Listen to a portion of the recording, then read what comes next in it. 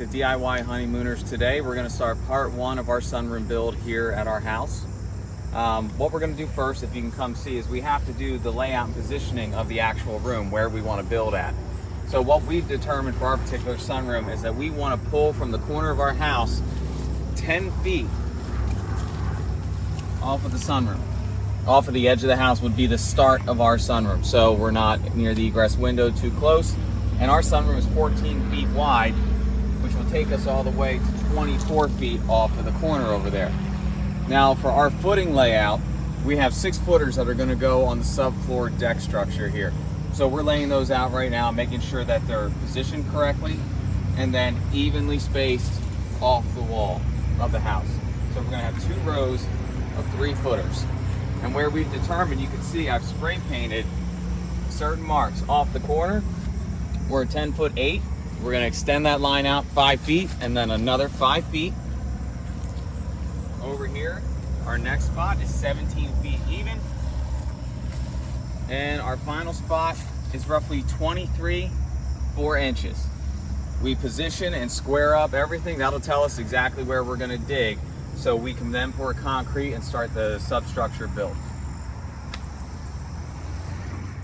All right, so now we've got our footer locations all laid out. We are square in how we are against our house wall. They're marked down red spray paint so we know where to dig.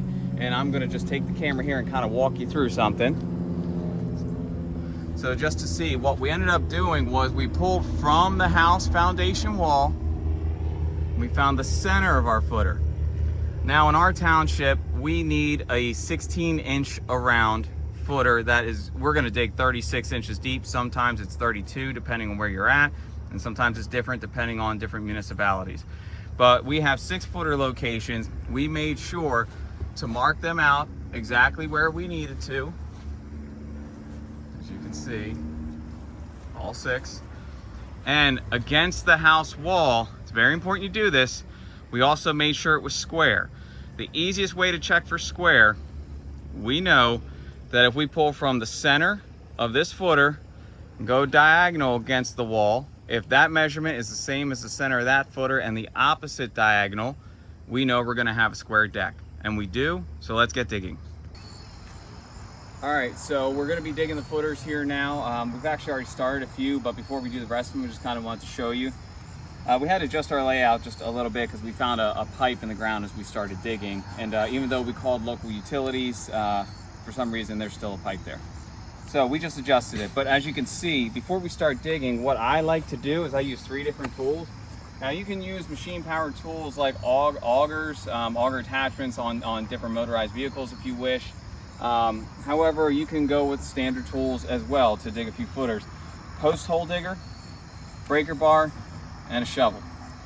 And typically what I do is I usually start digging with the shovel, and if I have to with a breaker bar just to kind of do an outline on my red circle, I'll get it up there and I'll break a little bit more of the dirt, rocks, whatever I find, and I'll use the post hole digger to pull them out. And I'll just keep repeating that pattern until I get to the depth that I need and the width of the hole that I need. So if you'll come over here just to see what we've already done, I'll point out one of the holes. You can come over here. We're down just over 36 inches deep there, which is the code in our area. And we are slightly more than 16 inches in a radius, which is our code. And that is what our inspector is going to want to see before we pour concrete. Now, you may start this process with just these basic tools, and then you may find something like we found in one of our other footers. If you look down here, there is a giant boulder, all that white. That is a giant boulder right in the ground that we are not going to be able to break through with these hand tools. So I will have to rent an attachment to break that up so I can keep digging. However, it is a bit of an arduous process. However, if you stick with it, you will get your footers dug in a relatively quick amount of time, and then you'll be ready to pour your concrete, which will be the next step. All right.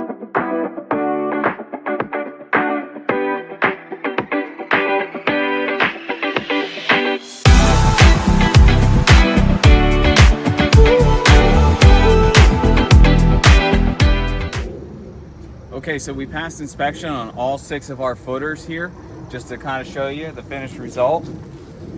The footers are going to be at least 36 inches deep, 16-inch radius around, and continue that measurement all the way down. So you can't have sort of an upside down cone. Okay, so we have that, we passed, now we're good to pour concrete. Before we start mixing up concrete, a few things you should know. A couple different ways to do it. You can simply go buy bags of Quickcrete where you just add water. You can mix it up and pour it in there. Save yourself a little bit of work here, invest in the right tools. So let's come take a look.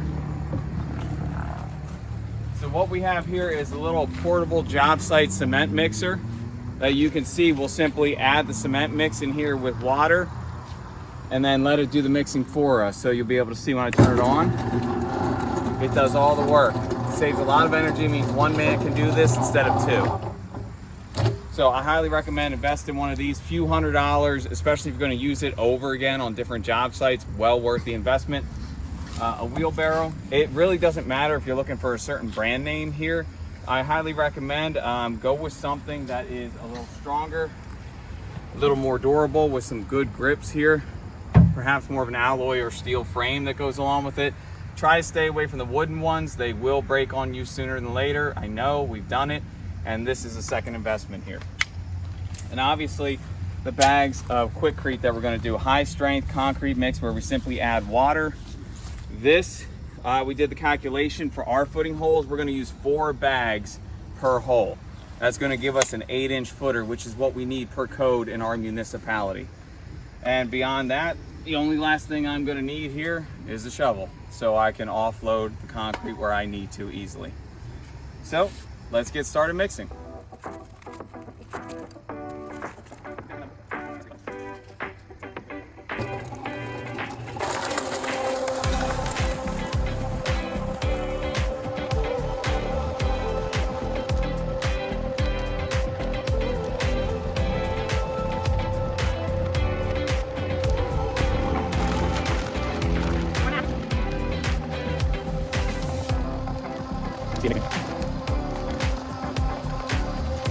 You see it mixing.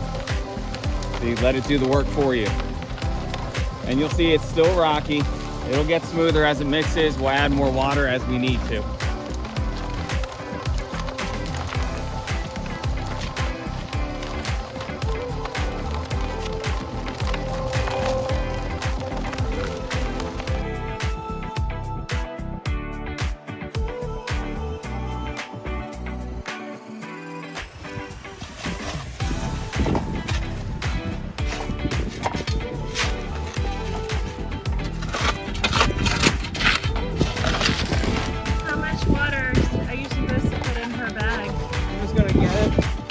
Where it can find its own level, which means right now it's too rocky, it's too hard.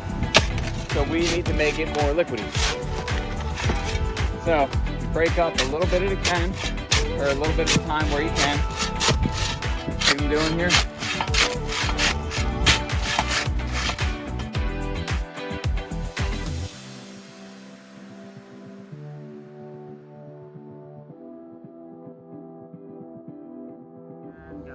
So you see the cement mix that hasn't had liquid on it yet.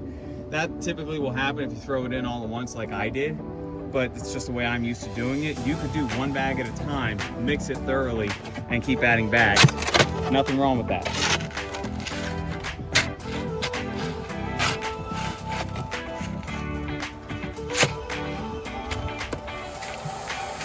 All right, so the concrete mix for the first footer is good enough where it needs to be. It's liquidy, not too liquidy. However, I do want it to find its own level, so that's the way I like it.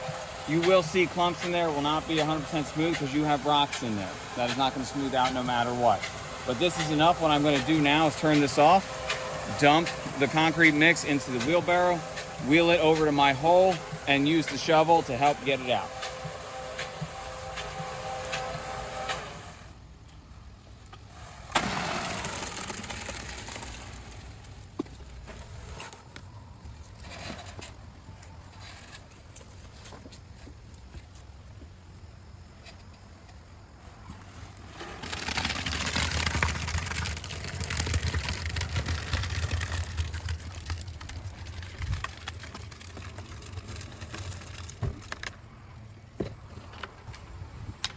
Take a look in there.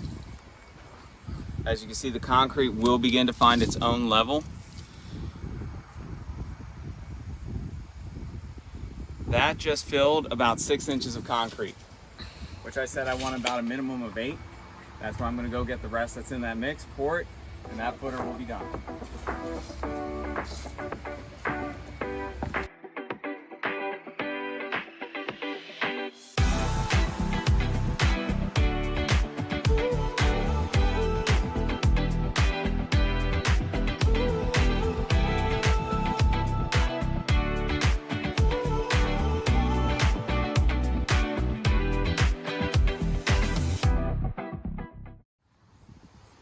All right, we're done pouring this footer. We have what looks to be about a 9-inch thick footer based on where our original measurement was. Completely filled. It will find its own level. We'll do a little smoothing out here with the shovel, but nothing major. You don't even have to. It will be enough for your post to sit on. But we're gonna go do the other 5 footers and we'll get this done. Here we go. So now we passed the inspection. If you look in the holes, they were inspected, they were improved. So we did about 4 bags of concrete as we did in the last section of the video here. It gave us about a 10-inch footer, which is more than the 8-inch minimum that we needed. Works perfectly fine. So today we're gonna be setting the deck posts, the girder beams, and potentially getting to the joist system as well. What I'm doing here first is I'm removing the siding to the wall because I have to figure out what height I'm gonna do my ledger board against the house wall so I can build the rest of the deck correctly. So once we get this off, we'll go through how we get the height. So typically there's a tool to remove vinyl siding. If you don't have it, take a claw on the edge and then just either run the tool or your hand down and you can see how it detaches. Now, you see I've already done it here. You have the nails spaced. You're gonna wanna mark lines because you are gonna, if you are reattaching any of the siding, you're just gonna draw lines to where the top of the flange is. That way when you go to put it back, you put it back at the correct spot level, okay? All right.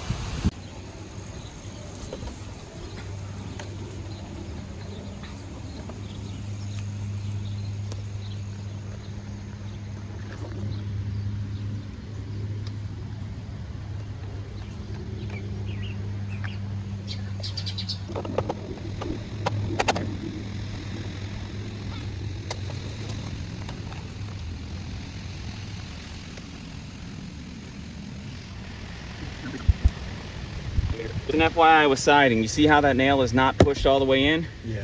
It's because siding will expand and contract. It needs to be able to move, which I can tell the only reason it's not moving down there is because it's tied in over there. But you can see that movement? Yep. That's the way it needs to be. If you make it tight, when it expands, it'll bubble up because it can't move.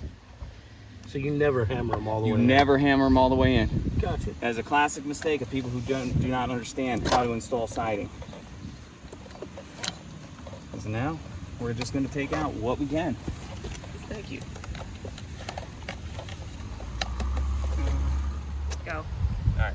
So now you have a starter strip here for the siding. That's going to have to come off as well. That way we can remove the tie-back, see where our subfloor begins. That way we can get our correct height and make our marks.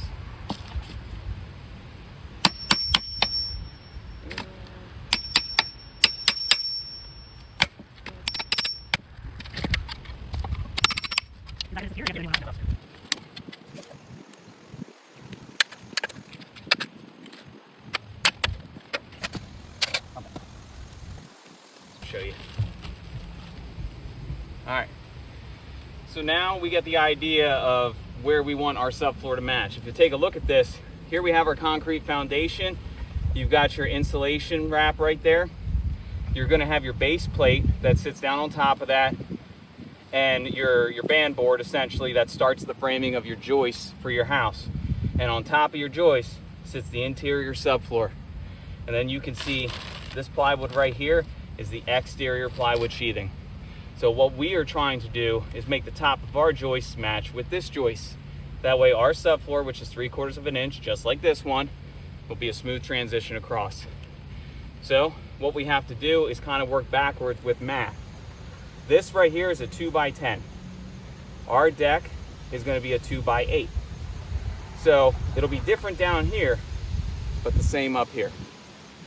And where it ends right here is where we're gonna have our 2x10 girder beam supporting it. So our girder beams are gonna be very close to the ground.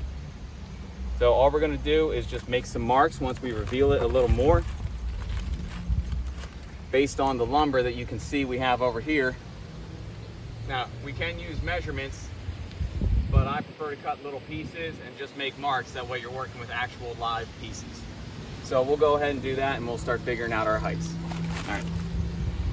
I didn't catch that. Okay, so this being a 2x8, the 8 is a nominal number. It's supposed to be 7.5 inches, but as you can actually see, it's 7 3/8 of an inch.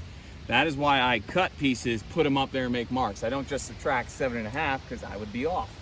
This is a 2x10. This is just about 9 5/16. So it's not 9.5, not 9 1/4. That's why it's important, if you're looking to be exact, just cut little pieces, which I always order these longer than what we need. We can cut little pieces as scrap and we just make marks. And that's how we know to go about it. All right, so now we have our 2x8 piece that's already cut that we're gonna try to line up here. So what I'm looking for is to get as flush as I can. And I'm going by feel on this one.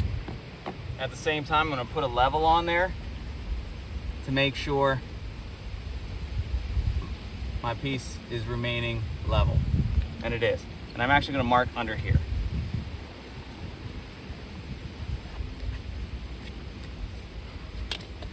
So that line right there is a level line because this piece was level.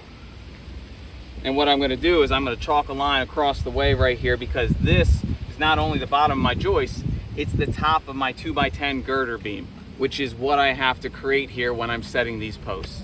So that is a very important number.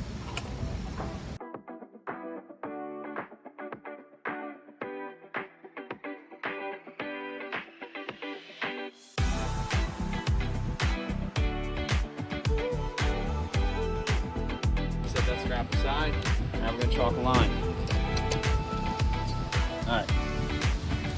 So now that we have our lines marked here on each edge, we're gonna take a chalk line and we're gonna strike it out here, just so we have a visible line that we're gonna work from.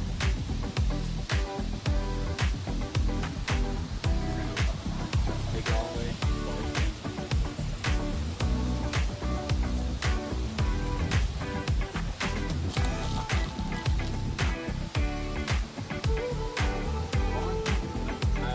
Twice.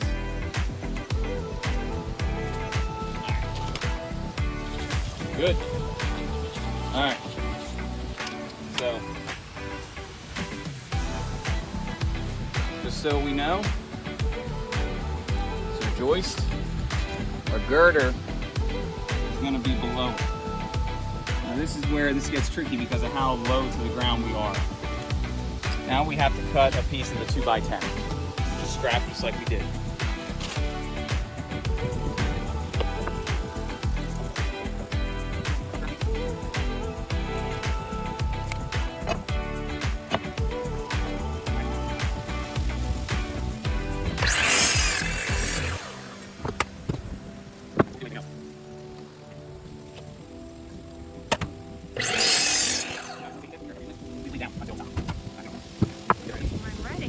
Alright, so now we have our scrap piece of the girder beam, the 2x10, and you can see how low it's going to be to the ground.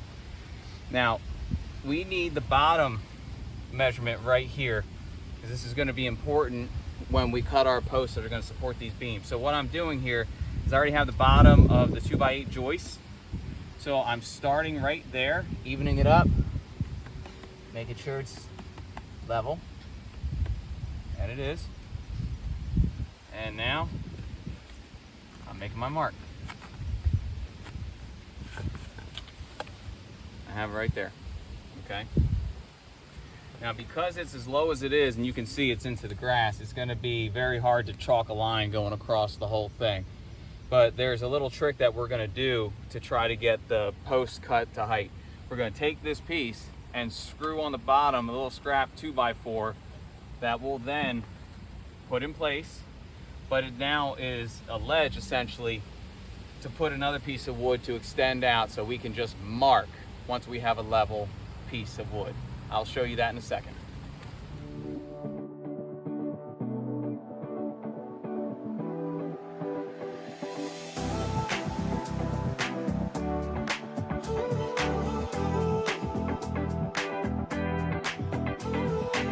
Okay, so you see where the holes are right here, and I'm about to put this on the wall. I'm not going to put it directly in line with the holes. I'm going to put it slightly to either side, which is going to allow me to run my board right across it. Okay, so I'm going to go ahead and do that.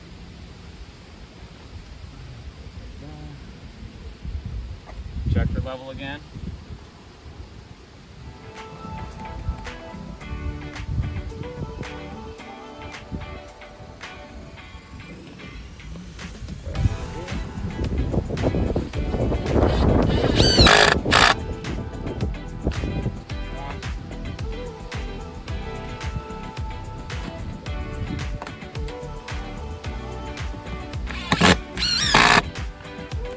Here we go.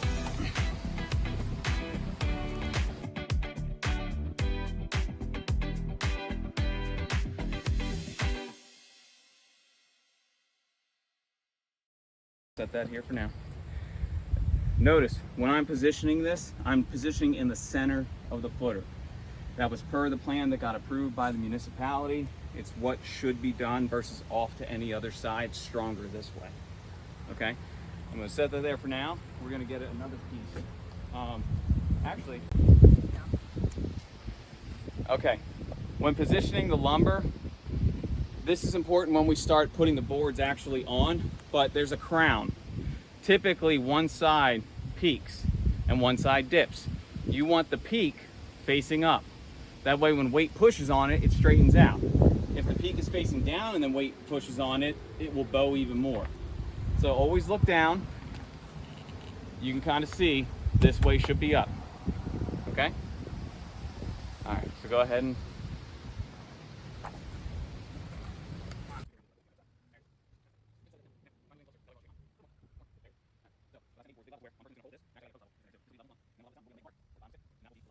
all right, so here's what we're doing here, just to get our mark of how we need to cut these posts to height and the ledge that the beam is actually going to sit upon. Okay, so what we have right here is the bottom. Essentially, once I level this up and I make a mark, that's going to be the ledge that our beam is going to sit on, because that's what we have over on the house wall. So one person holding this post is going to use a post level. Yep. And you're going to step over here because you need to look at both. It has to be plumb leveled in both of these. That's how you know it's perfectly straight up. So you find the center best you can and you hold it there, even in high winds like we have right now. Not the easiest thing. I'm gonna grab a pencil. Right. Yep. Without touching his post so much. We are gonna get this level. So you get on that end right there, okay? I want you to lift it up. And Kevin, turn it so it's kind of flush with the, yeah, right there. I know, you might have to readjust it. This is like a really weird video game. Yep. Keep it like that. Okay, we're gonna keep it tight right there. All right. All right, if I lean away from it, That's fine. You lean where you go, and we'll chase it. Okay. I'm good there. All right, you're gonna have to go a little higher. We're trying to get level right here. A little higher. More. More. Stop. Hold it right there. All right, let it down. Perfect. Sweet. Notice, because our land goes down here, we have more room over here than we do over there. That's why we take a board and we level that out to make sure we're making actual marks. Otherwise, it'd be hard as could be trying to figure out the correct height. Now you know you have it. All right, so we're gonna take this out. We're gonna set up another table real quick, and we're gonna make marks on this and show how we're gonna cut this post.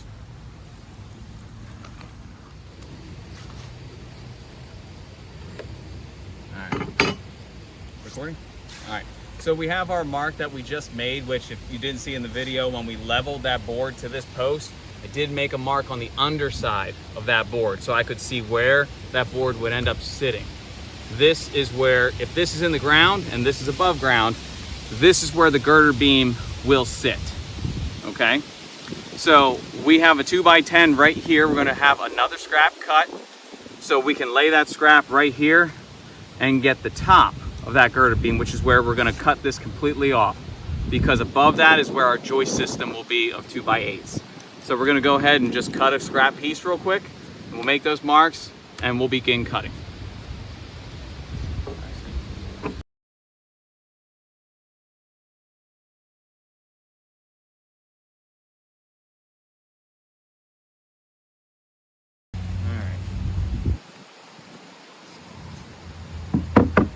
So we have our 2x10, which measures out to be roughly 9 5/16. We're going to set it along this line that we marked. And now we are going to mark the top where we're going to cut. So now we have our two lines. Now, because our girder beam, per the code in our municipality, we have to do a double beam, which means two of these, two 2x10s. They're about 1.5 inches, which is standard for a 2x. Remember, the 2 is a nominal number. It is always less. So you can do a couple things. You can double up and make a mark where you want, because we're essentially, the way we're doing this, we're gonna keep almost half of this, and we're gonna sit the doubled up beam on the other cut out half.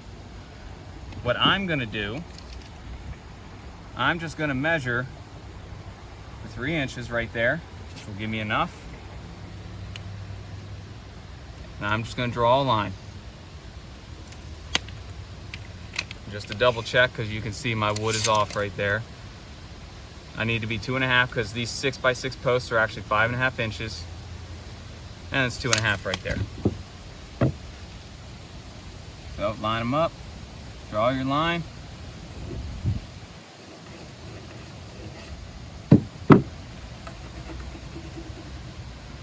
This is what we'll keep. This is what we'll keep. And this will come out. So first, we're going to trace our line around all the edges, cut this piece off, and then we'll work on this.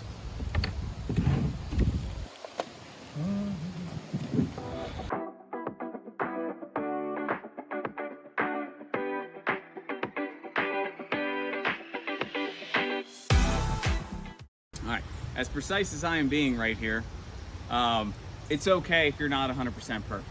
Just be as close as you possibly can. You'll get better every single time.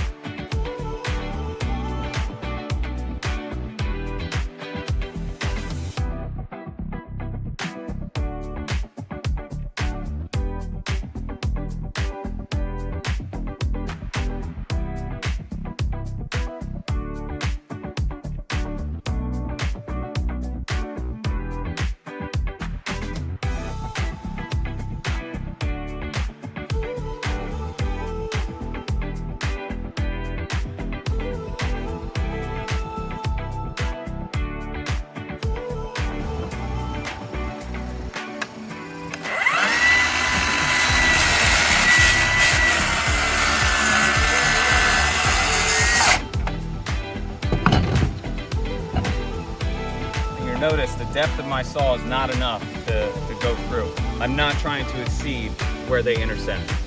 That'll weaken it. Right? Nope.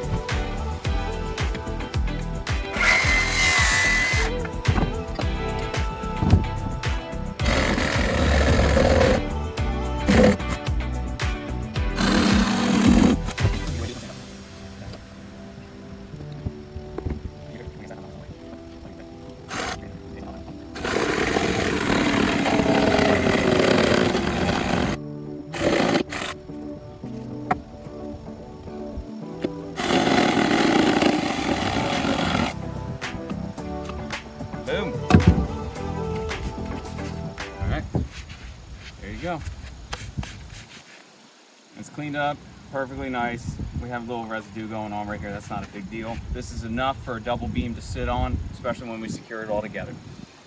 All right, so let's go put it back.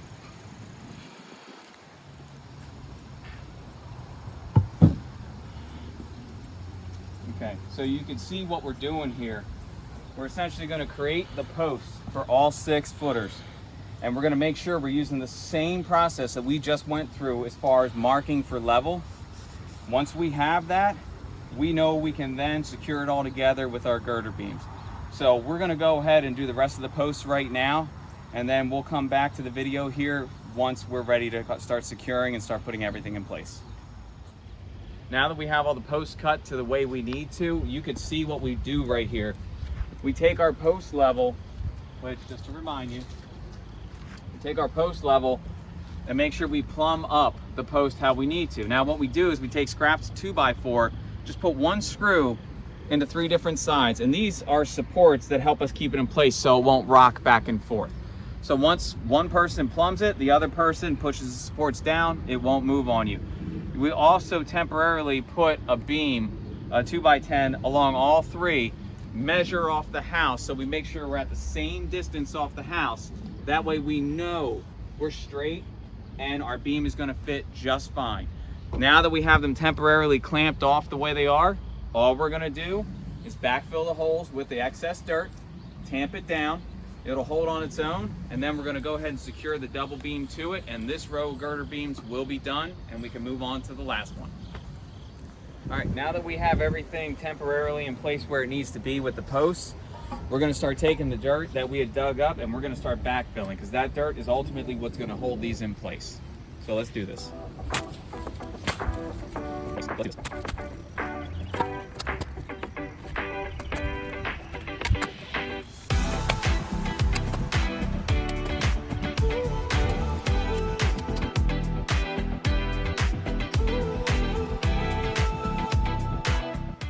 Okay, so periodically as you fill the dirt a little bit, you could see it's still loose. Take your breaker bar and the flat end and tamp it down. It's going to compact the dirt. It's going to help make it stronger and more filled. You don't want loose air pockets in there for this post to move around.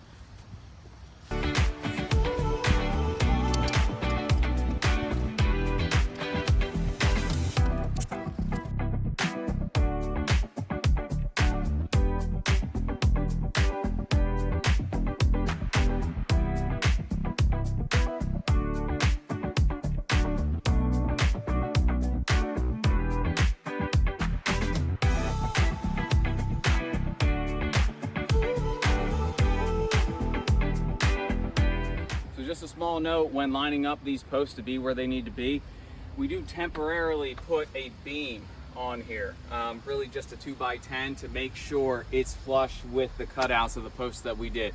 It helps us line up what we need to, making sure everything is in place. That's why we just temporarily clamp it. Now that we've done and backfilled everything, we can remove it if we want, but now we're going to grab another one and double up the beam and install them as well. So we're going to do that now.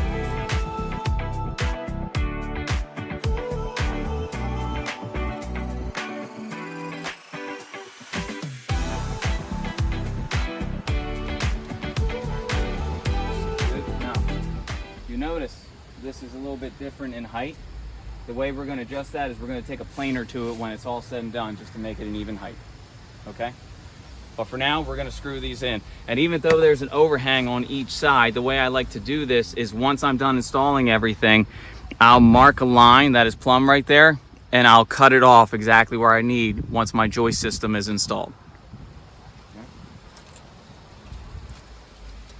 Say it again. These are what are called through locks.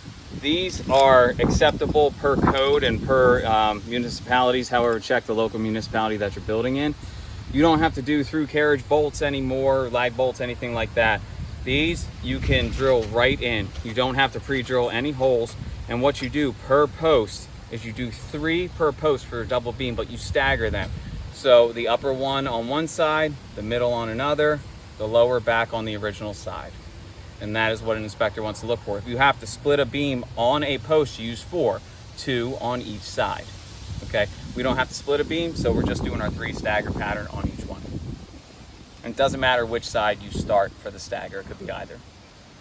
But what you end up doing, you put your cap on, you screw it in through one side, you tighten on the opposite side, you screw it in more, and it'll grab it and pull it tight. All right, so I have to get my impact drill with my bit. And out of that bag, go ahead and grab. When you put these in, you can't just put them anywhere.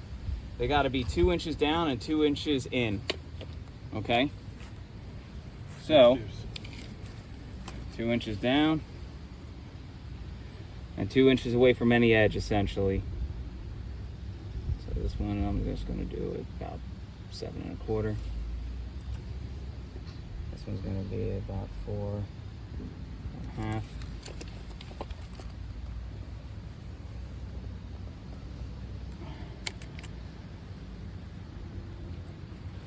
So right there, there, right there. So it's not a huge stagger, but you don't want it towards the end because this is holding an entire room up. You don't want it to tear out. So I'll just start with one first.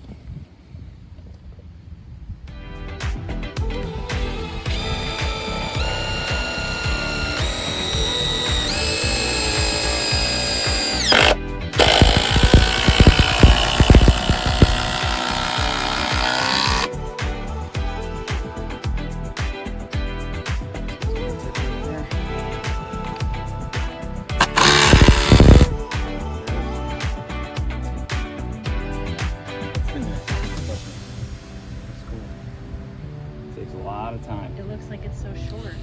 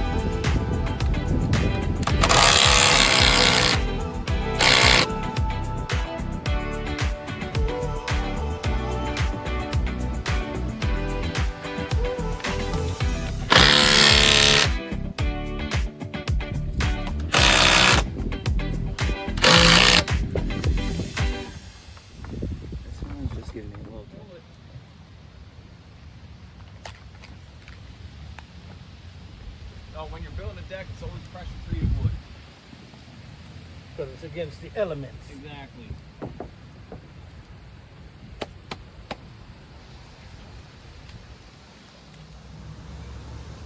Okay, the next thing we're going to do now that our posts are all in the ground and our girder beams are all set, with the girder beams, there is a nailing pattern that has to go along them. That way they're all tight and secure together. As you can see, they're still loose right here.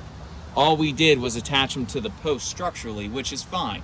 The nailing pattern, we're going to use a clamp to clamp them together, and we're going to go across doing the nailing pattern that our municipality has required of us. Very simple, just follow what they ask. Ours is going to be from the ends of each. We are going to do 10D nails, which are just your basic framing nails that are going to go along there. And you can see 1 inch minimum in from the in, and then spacing is going to be 16-inch typical spacing in an offset diagonal pattern. You just follow the directions based on what municipality you're in. Now, since I like to leave the girder beams long and cut them after I do the floor joist, that way I can adjust if I need to. What I've done here is I've temporarily put a joist up here against my starting point, and I just took a rough square. Now, when I do my joist, I will actually square out the deck using the 3-4-5 method against the house wall. We will go over that during the joist system layout. But for now, I just have rough ends marked, as you can see, where my ends are going to be. This is going to tell me that I need to be at least 1 inch in when I start my pattern to go across.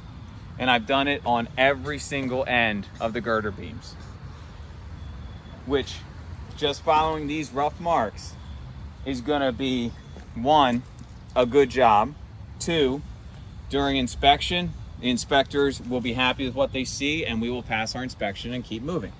So now I'm going to take a clamp.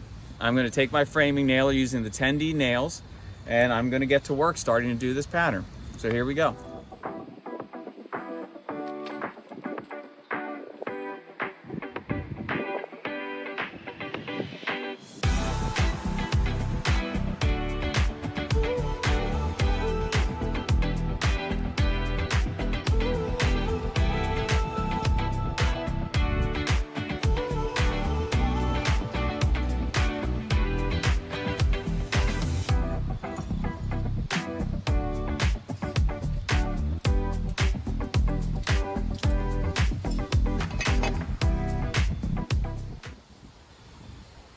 All right, so I've gone ahead and taken the liberty of marking out where my nailing pattern is going to be, just so you can visually see this.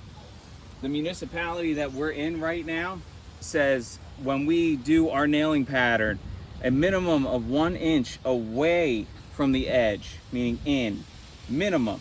That is where we do 2 nails, top and bottom. And we have to be, with all of our nailing patterns, a minimum of a 1/2 inch from the top and from the bottom. So what I've done is I've brought it in 1.5 inches. Remember, 1 inch is the minimum. I can go 1.5 inches. And I brought it down and up 1 inch. So I'm exceeding the minimums, okay? But it's not a maximum. So that is a good place for us. So on each end, we're gonna do the nail, the 10D nail, and then we're gonna start our stagger pattern. So 8 inches in, I am gonna start my first nail up top, and then another 16 inches over, which is my spacing, it'll be another nail up top. But in between the 8-inch mark from my first, I will begin a stagger. So you can look at it like this. Every 8 inches, I'm going top to bottom, top to bottom. Or you can look at it like this. The top row, I am doing my 2 over here at starting, and then I'm going 16 on center, and then staggering 16 on center at the bottom. Whichever works for you, whichever way you want to think about it is best. Just know that as you do the staggered diagonal pattern across the whole way, just the 1 nail, you can see where I've marked the crosses. As I get to the end, I am going to do minimum 1 inch in, but for us it's going to be 1.5 inches, the 2 nails required by the township that are going to be on the end. That is my nailing pattern. I will use clamps to clamp this together as I go along so it's nice and tight, and I will nail it and I will be done. So let's do it.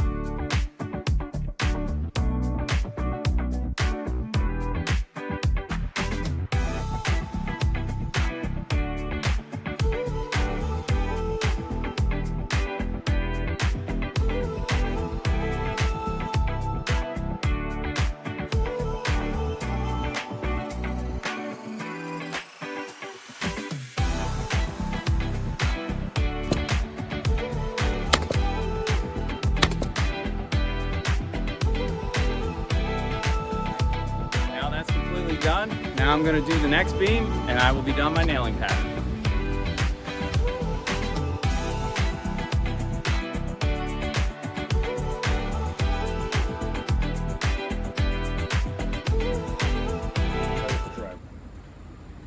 Okay, now what we're going to do is we're going to start to, I guess, temporarily position where our end rim joists are going to be. And also it's going to help us position our ledger board that's going to go on here as well. So there's going to be a few steps to this.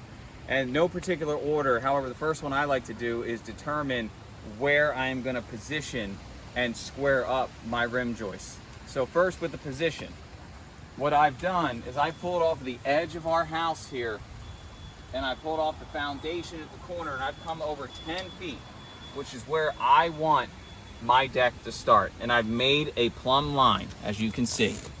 Okay, this will be where my first rim joist hits the house.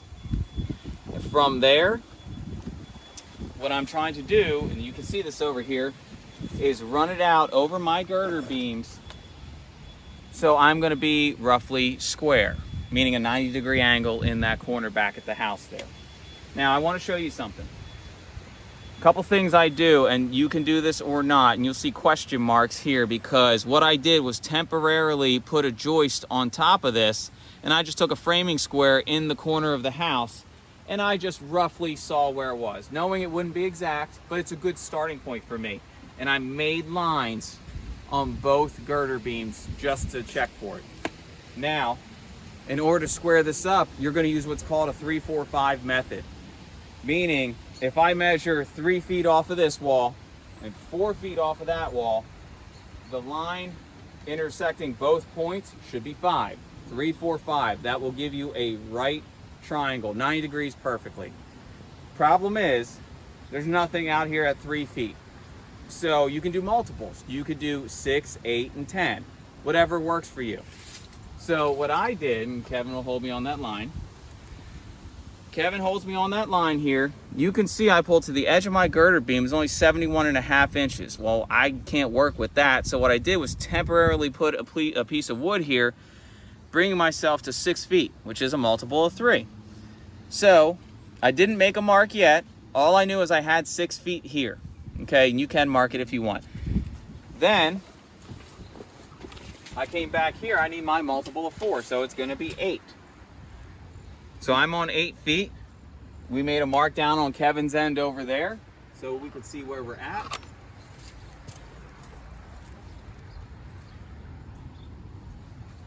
Which means,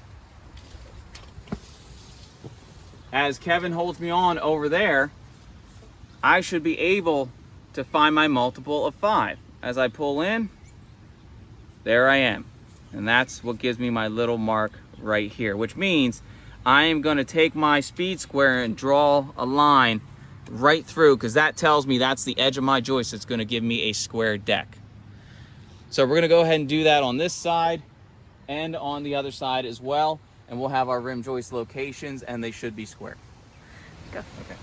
All right. So now we've marked with our 3-4-5 method on each side for the rim joist, knowing where our lines are going to be that are square. So as you can see, this original squiggled out one was just my rough layout, and I was about a 1/2 inch more that needed to go to be square, so we have that now. So what I'm going to be doing is I'm temporarily just tacking 2 joists in place. That way I can get the length I need of the ledger board that's going to go along the wall. I can also continue marking lines on my other girder beams as well. So all I'm going to do to tack it in place is put a toenail through the top of each one of these boards into the house wall. And as you can see, I have a plumb line marked that we're going to hold it across. Right there. Just do me a favor, hold that in place. Good.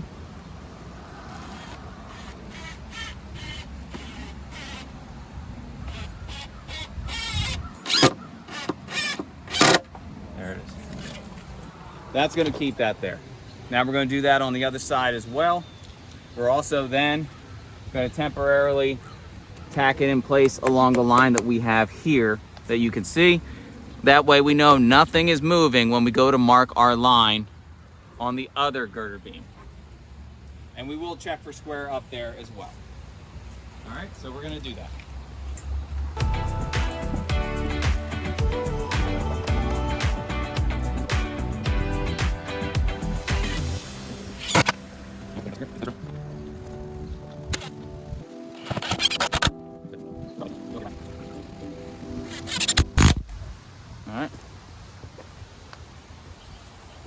All right, now what I'm going to do next is I'm going to take the measurement between these 2 rim joists.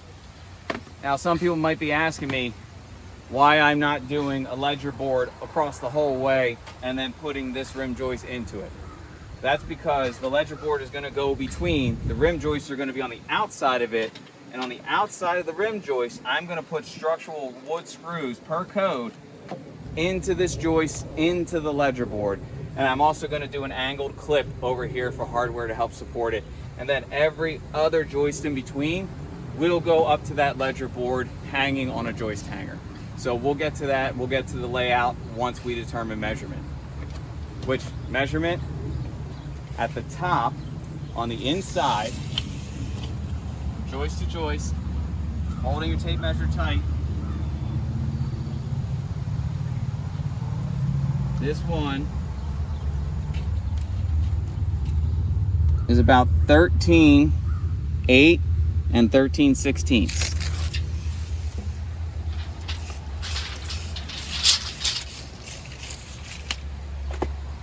So make a mark of that. 13.8 and 13/16. So we're gonna go ahead and cut that with the 2x8, and then we'll start marking it for a layout. So that gives us in total, just so you can see,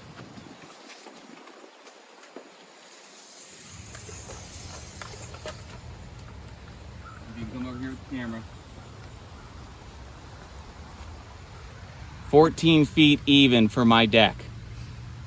Now, with such an odd inside measurement, you would think, well, these 2x materials, they're 1.5 inches. So this should be 13.9, not 13.8 and change. The reality is they're never exactly perfect, which is why you don't want to just do the math on this and say, I need a 13.9, because now your deck is bigger by, you know, 1/4 inch, where it's not the end of the world, but it's not what you planned either. So I like temporarily putting in place and seeing what I'm actually working with. That way I get the true cut once and I don't have to go back and do it a second time or live with something I didn't want. So now we're gonna go cut that ledger and we'll start doing a layout.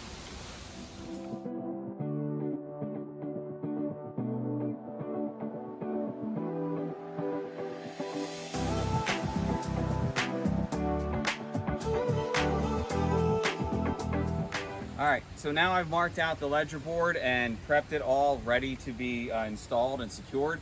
And I used a marker for all my lines here just so it would kind of explain it more in the video.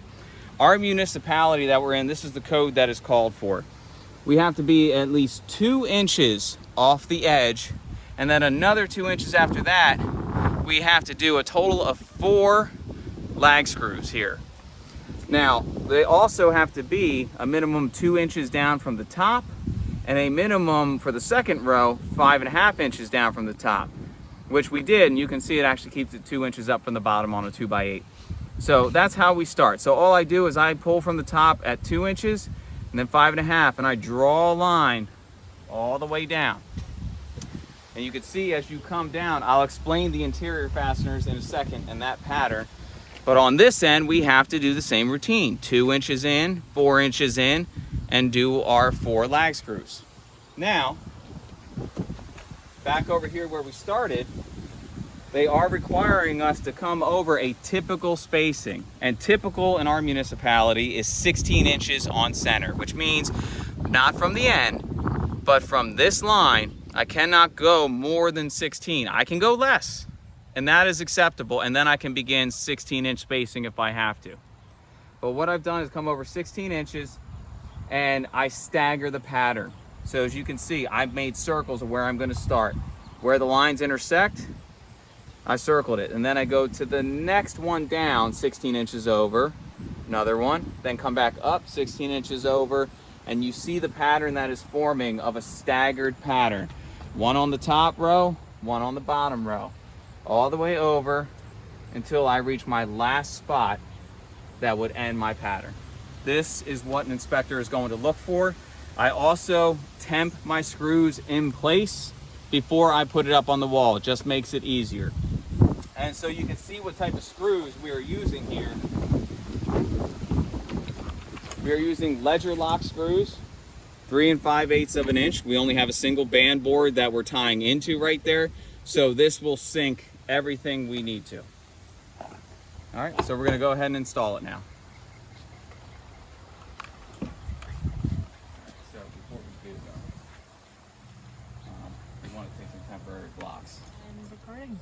All right, so what I've done here, I've just made myself a little helper on its own. Instead of trying to eyeball or measure where I need to go with my ledger board, I took a scrap piece of wood on a scrap piece of 2x8 and secured it as a little ledge. And all I'm doing is putting it where I need it to be. Obviously, as I said, we only temporarily put this rim joist in place. This will be corrected in terms of height, but I wanted the top of my 2x8 ledger to be flush with the top of the house band board, the 2x10 right here. This ensures I do it. So if I take that and underneath of it, Thank you. I put a support. I know I'm exactly where I need to be. There's that.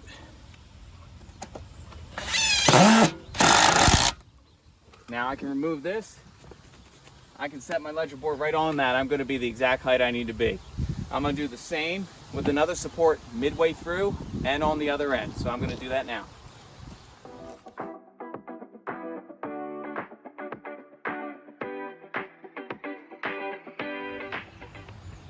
Okay, now as you can see, we have our supports on both sides in the middle. Just put your supports where you feel they're going to be needed the most. Don't go too long of a run without them. Now we're going to put the ledger board in place. Your end can go first.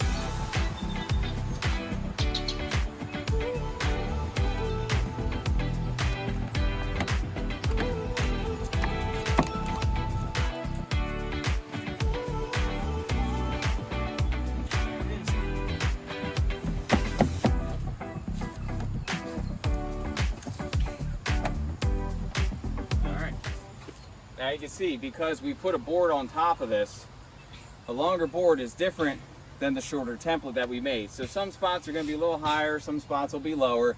That's okay. If anything is too high, it's minimal to where we can plane it down. Or it may not even have to be planed down based on how your subfloor for the sunroom is going to go on. But you be the judge of that and what you feel is going to go best for you. Now that it's here, we're just going to secure these fasteners in place, and then we'll start going with the joist layout. So here we go.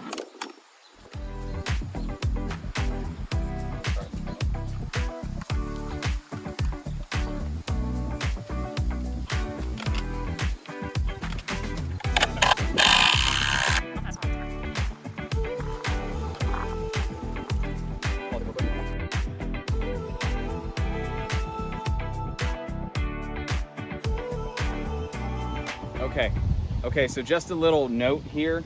We're building this joist system, the ledger board, the joist, all with 2x8s. Now, something to take note of here is that they're not always going to be the exact same size. Very common that they're different, even if it comes on the exact same order. For example, these joists, we ordered 2x8s by 12-foot length. Now, for the front rim joist and the ledger board, we ordered 2x8 by 16-foot length.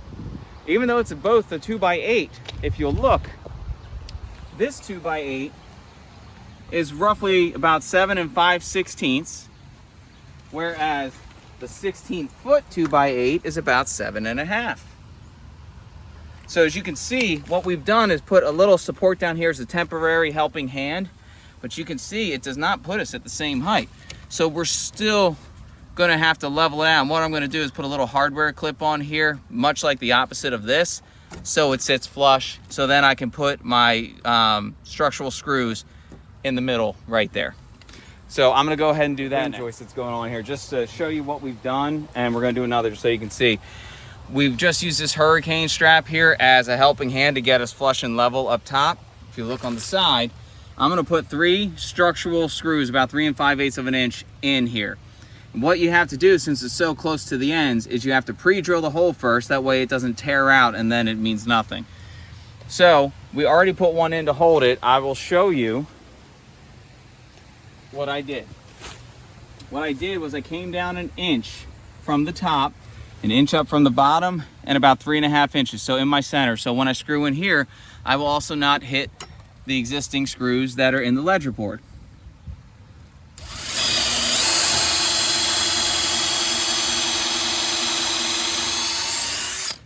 As I said, you have to pre-drill, that way you don't damage the wood.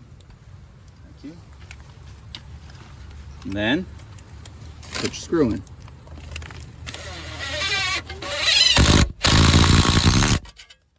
That's it. I'll do the third one, and this one will be done.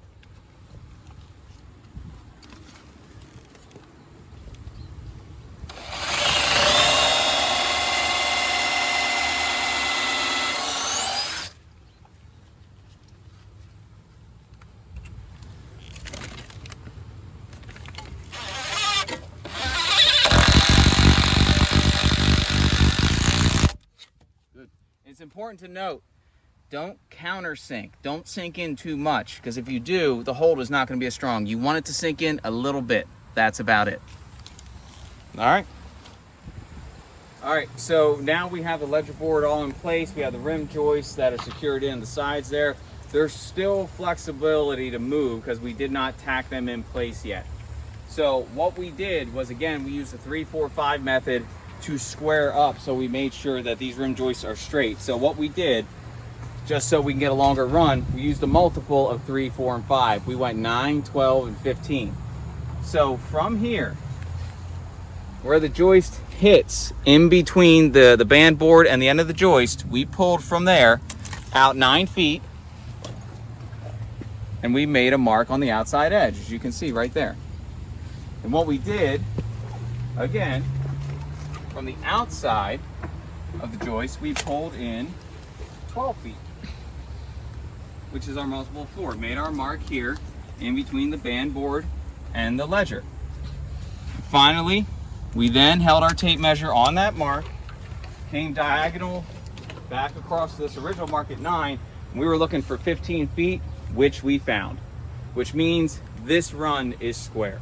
So what we did is draw our lines with the marker, as you can see, on both sides, so we can pretty much tell where this has to fall and get secured. Same thing on the front girder beam as well. And we did the exact same 3-4-5 method on the other rim joist as well. Found where we were to be square, and we made our marks on the girder beam so we know where to actually lay this, so it will be a square foundation, a square deck. Now the funny part is, from outside edge to outside edge along the ledger, we have 14 feet even. But when we measure it, even though knowing it's perfectly square, we measure it from where the end of our deck will be, outside edge to outside edge, we're actually 14 and about a quarter. So it's a 1/4 inch difference. That's going to happen. You're working with imperfect materials. The lumber might be wavy, it might be bigger in spots. It just is going to be that way. Trying to adjust it, we could adjust it in a little bit, and we may, but now we will no longer be perfectly square. So it depends on what you want to accept right there. But we'll probably play with it as we go along, because there will be an AZAC covering around everything, and it will still be big enough to support what we have to. All right, so next thing up that we're going to start doing here is we're going to tack these in place, and we're going to start doing our joist layout. All right, so what we did here, we actually decided, instead of keeping it perfectly square in the corners here, we did move the outer edge of the board in about 1/8 of an inch on each side to make it even across the whole way for aesthetics. Being out of square that small of an amount will not make a big difference. So we chose to make it even in the back, even in the front. Now we're gonna go ahead and double up the rim joist. When building a deck that a sunroom is gonna go on, wherever the walls of a sunroom are, underneath of it needs to be doubled up boards, doubled up joists, because you need to have a 3-inch embedment of your structural screw that holds the sunroom in place. And it's more likely that you're going to hit actual wood if you double up versus just trying to rely on hitting the one in the center. So we took our structural screws and secured in over here. What we're also going to do is take an L bracket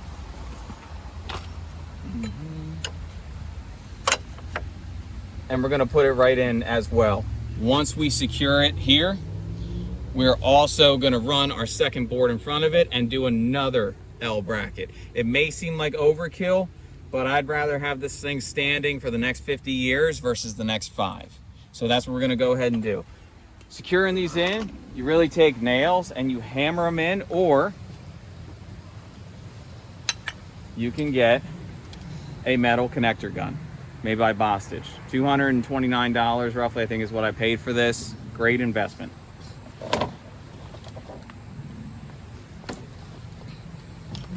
And I am going to do it up here.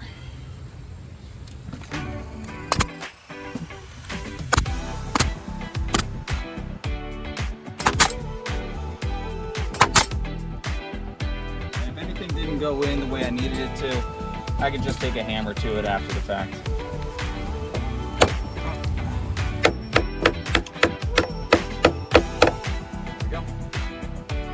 right, so now I'm gonna run the next joist, do the same thing, and we're gonna start doing the rest of the layout from there.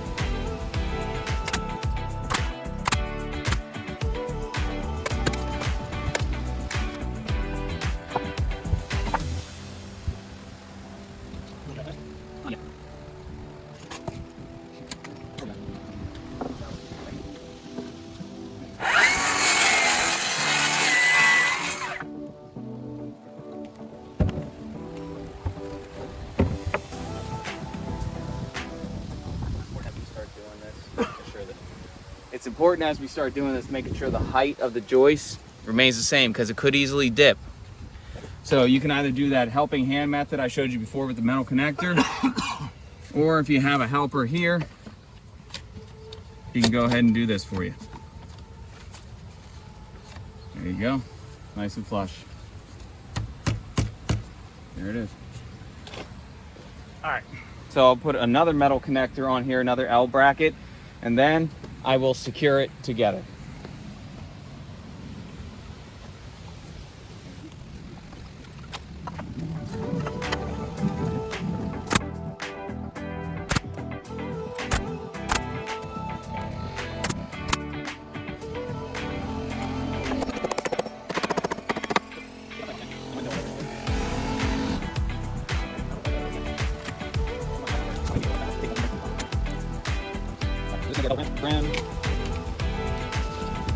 What we're going to do is we begin to set our next joist. We will have to put blocking spacing in between here. And then we go 16 on center, which means when there is a block here, essentially another piece of wood, another 1x butting up, we will put structural screws into that as well above each girder beam. And then we will also do a nailing pattern along the rim. That'll help secure it, make it structurally strong, and make it a great foundation for our sunroom. So we're going to start doing layouts here, creating blocking, and we'll go along as we start.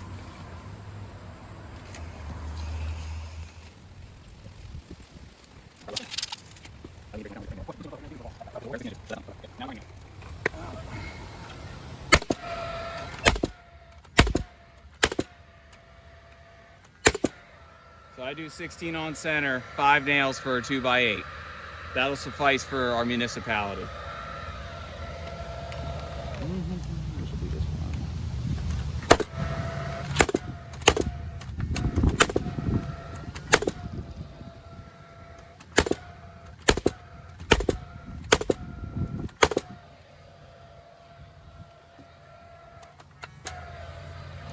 I need more nails.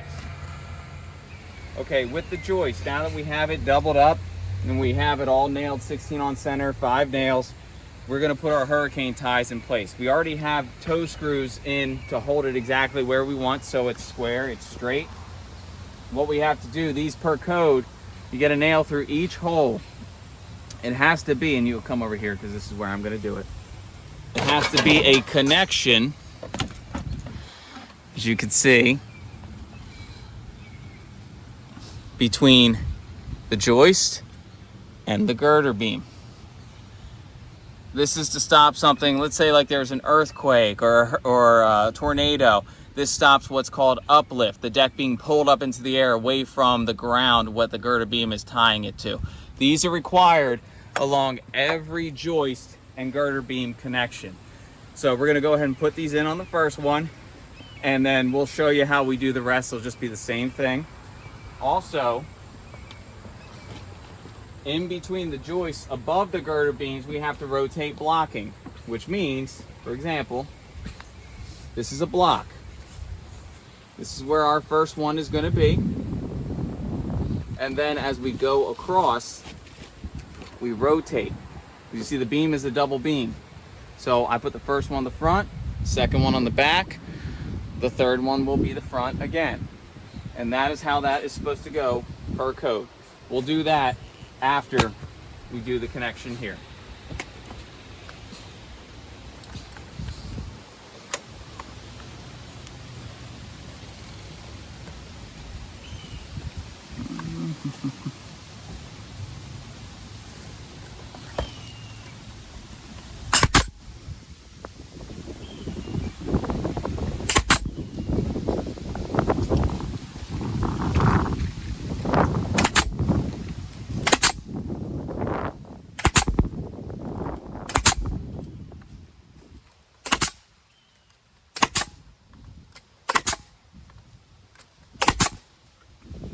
like that.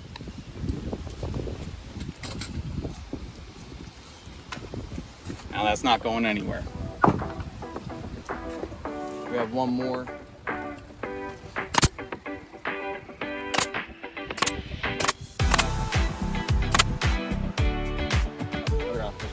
All right, now that the hurricane ties are on and this is in place, we have our first piece of blocking here, which what we're trying to do is we're trying to take it so 16 on center, the center of this to the center of this joist. Now I did the outside joist over here. That's my structural joist, okay?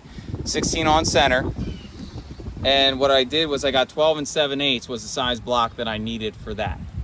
And what I'll do here to get the next 16 on center most likely will be around 14.5, but we will lay it out and see what it actually is, and we'll use that as a template to keep going across. But this particular one, because we're doubled up, and it will be the same on the other side as well, will be a different size.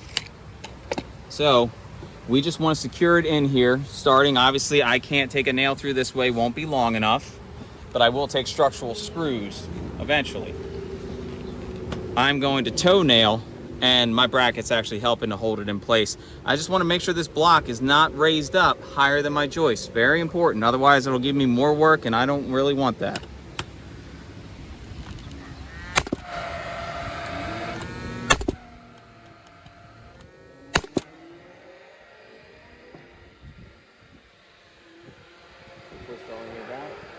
Now, what I would do to secure this next one is once I have the joist hanger in place and I put this where I need to, I would line up my blocking and I would come in from this side.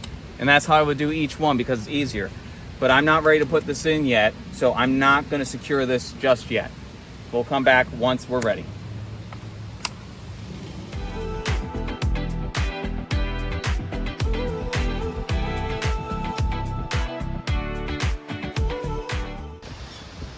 All right, so we're going to set the first joist that's going to have a joist hanger. And what I typically want to do is I use another helping hand here. It's a scrap piece of wood. I reveal my edge of the joist so I can still see it. It gives me the correct height that I need. And what I did was this is my 16 inches from the outside of this. Because what I'm trying to do is line up the outside edge and it'll be 16 across, which would also mean it would be 16 on center as well. With the joist hanger, by the way, on that mark I did a plumb line, so I'm not like securing a joist like this. You can see I'm roughly where I need to be. I have some play if I want. I want to put the joist hanger on and push it tight to the bottom. I don't want it to be loose because then it will fall when I have it sit on the joist. I clamp it. And I can do a temporary nail.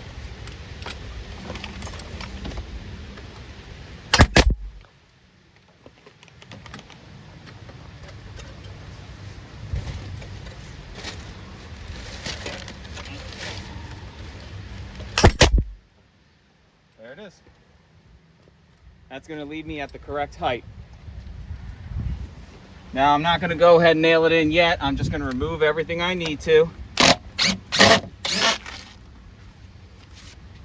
I'm right where I need to be. And I can still move this out if I need to. So I'm just going to double check that everything else, my blocking is where I need it to be. Once I'm fine with it, I will secure my blocking, secure the rest of my joist hanger, and I will move on to the next. Just keep repeating. In place, make sure it's still lined up where I need to be. Get nice and tight.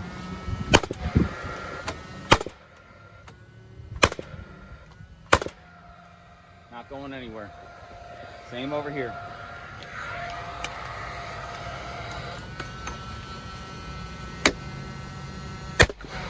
And let go.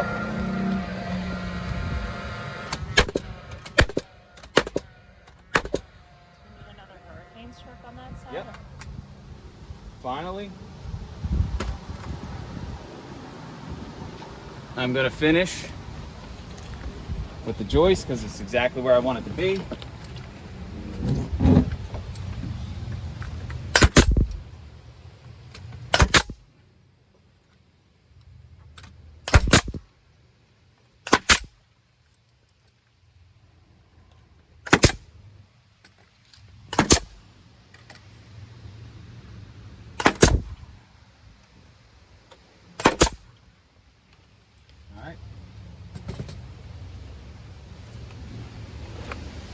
good.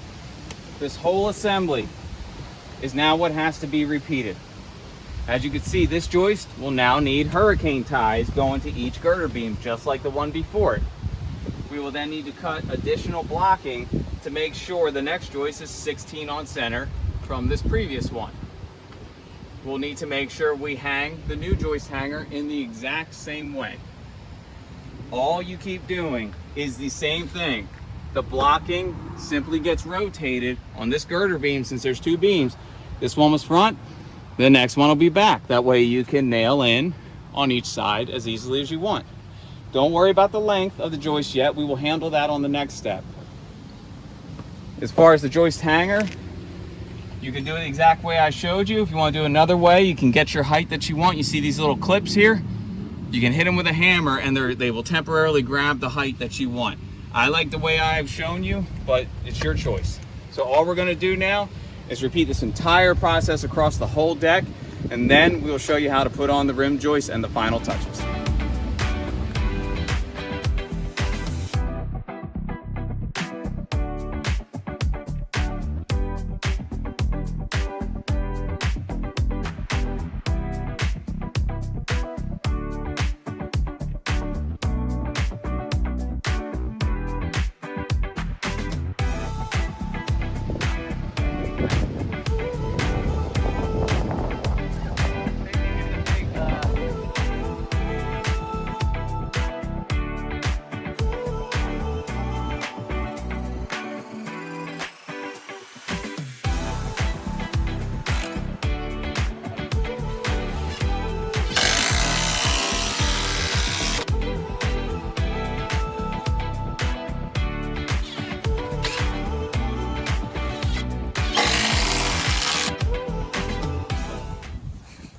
Okay, now we've, as you can see, we've set all of our joists, we've done all of our blocking, we've secured all of our hardware along here. We're gonna go around and tighten it all up and hit in what we have to.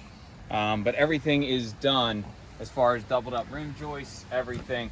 So now we are gonna figure out our projection off of the house, which our plan calls for 10 feet, 10 and 11/16 of an inch will be the front of our sunroom. So we're gonna build the deck to that. But what we're going to do is chalk a line here, taking that minus 1.5 inches.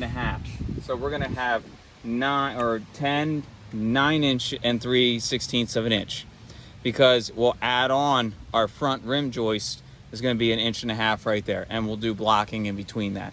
So I'm going to make a mark on both ends. I already know my deck is square. I'm going to make a mark here and over there, and I'm going to chalk a line, and I'm going to cut all of them at once. So let's do that.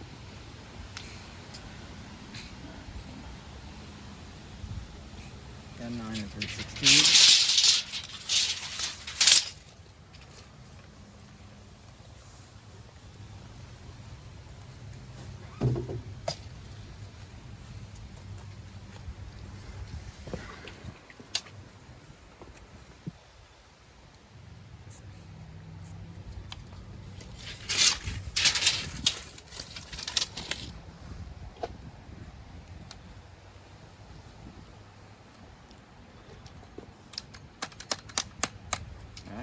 Ready to do this line?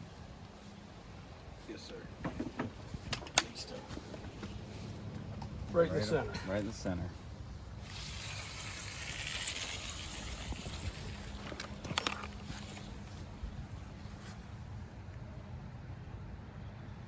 I'm going to hit it twice. Here we go. All right. Good. It might have fallen off something. Let's try it again. Hit one more. All right, so now we have the line marked where we're going to cut across everything here. What I've done is continue the line straight down as a plumb cut, and I'm going to take my circular saw along each of them and cut them off. That way I have an even projection from the house across the whole run, and then I can go ahead and apply my first rim joist. My front rim joist, I'd say. All right.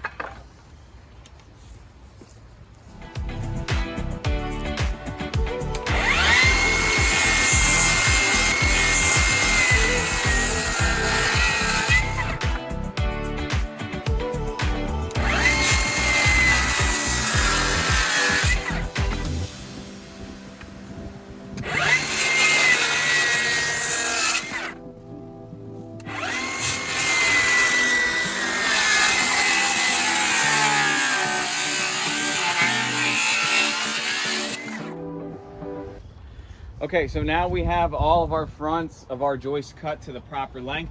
We're using, again, what we call helping hands, just little blocks secured into the joist.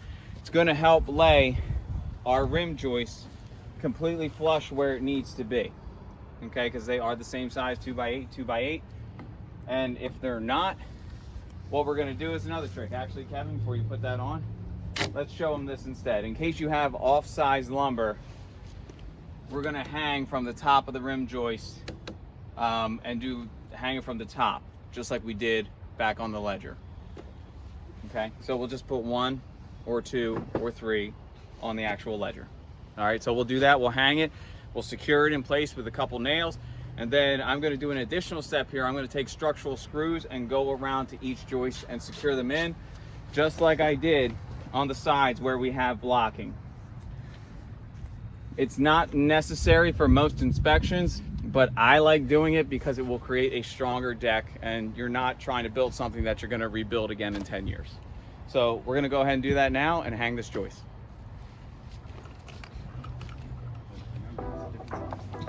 Nice. Set it on.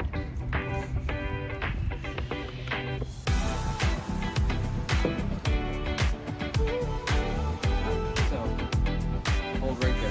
Holding.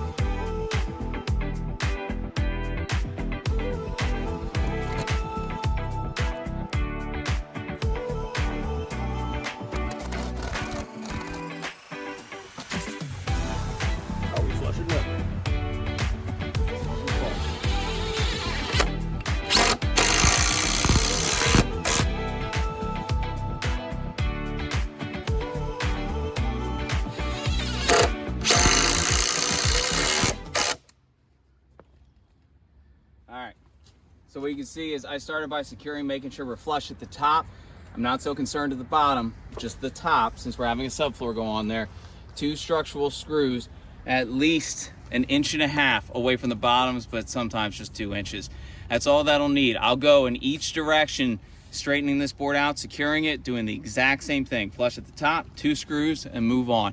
Once that's done, this is installed, and I can put my blocking between it.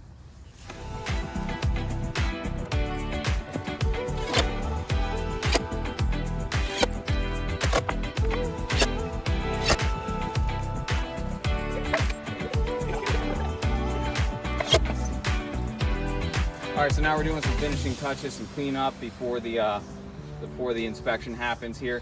Remember how I left my girder beams long? All I do is I mark a line at the edge of my joist and I plumb it down so I have it straight. So I'll take a reciprocating saw, a Sawzall, and I'll cut a straight line down. It'll look like this one over here. I've already done it to the other 3. But it's a nice finishing touch. That way it's straight where it needs to be. This will eventually get covered with AZAC and other covering material as well. The blocking we've already pre-cut, you can see under the deck right now for the particular bay that it's in. It will go between this front rim joist in each bay and we'll get front nailed through with framing nails. That'll provide our 3-inch space essentially of wood that when we put the Sunroom sill track on, it can go right into. So those are the last 2 things we're gonna do, then we'll check for square and see.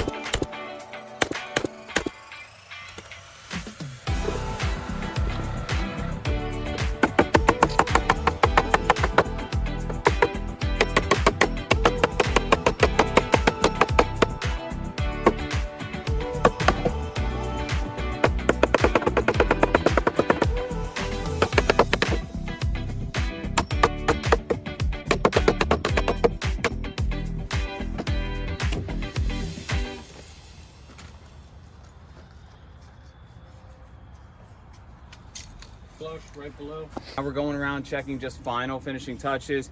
Do grab yourself some wood or composite shims, shim up gaps of the joist that may be, because you had to level as you went across. If you had to make any changes, just make sure that between the joist and the beam, there's connection of wood. That's what I'm doing now. Go ahead.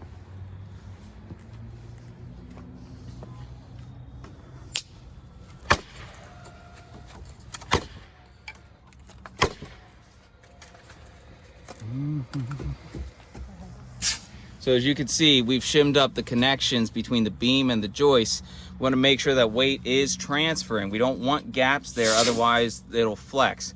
Shims are perfectly fine and acceptable for this purpose. So what we've done is where every connection is, we've gone around and checked, and any gap we found, no matter how small, we have filled it with a shim.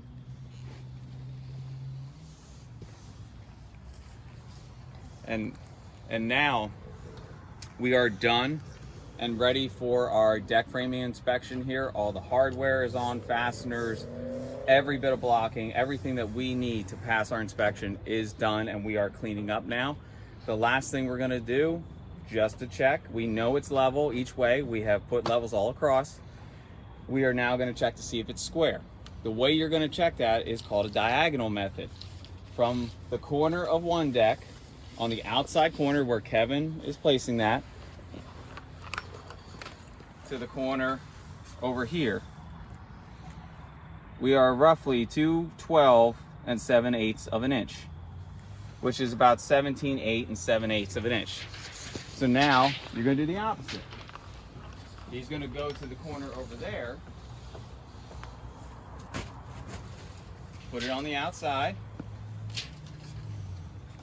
and I am coming right over here, and look where I am, 2/12 and 7/8 of an inch. This deck is perfectly square. Now, that does not always happen, especially if you're just beginning with this. Try to be as close as you can, but you should be going for this. And if you take all the steps that we went over through this process of framing this deck, you will end up where you need to be. And just check as you're going along installing, making sure it's correct. I know it's easy to just do something and say, oh, I'll deal with it later. Go back and fix it. It'll be worth it in the end.